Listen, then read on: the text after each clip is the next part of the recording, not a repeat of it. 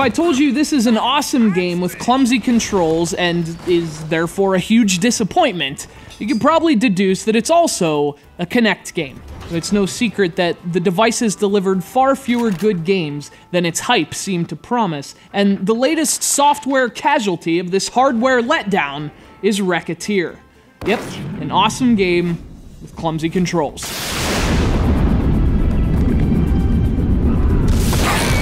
Let's go! Smash-tastic!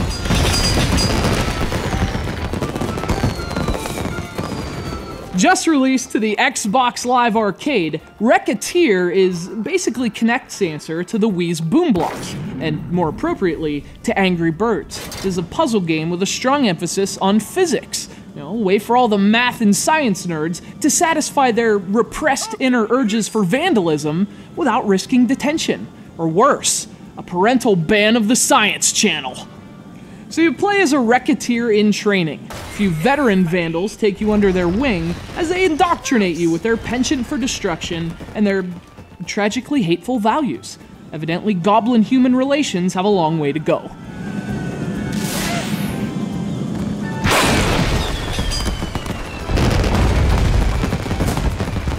Nonetheless, you appeal to their draconian speciesism by blowing shit up.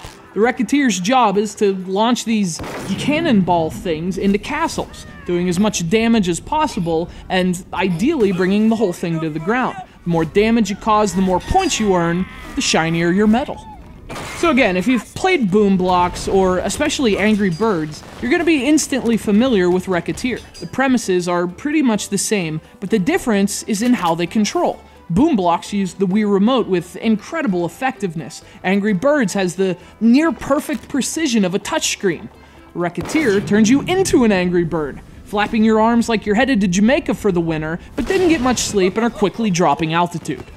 But the problem with this game, and with Kinect in general, is that its controls are typically the primary focal point, as opposed to just a conduit for great gameplay. Hey, look at this, you're waving your arms. I mean, that's the whole point of the game. So there's a fundamental misalignment of priorities. I mean, truly great video games, it's all about the gameplay. You don't even have to think about the controls. In Wreckateer, they slap you in the face every 7 seconds. Can't find you, step closer, mistaken controls.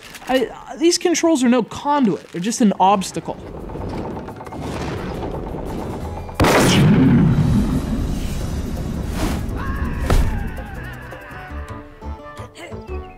Way to go! Now that's some nice wrecking! The thing is, what these controls get in the way of is a really fun game. Wreckateer looks great, it has 60 challenging, if somewhat uncreative puzzles, and the game even throws in power-ups and, you know, different cannonballs to make things interesting. It's really a fun little spin on the Angry Birds concept. Or at least, it might have been.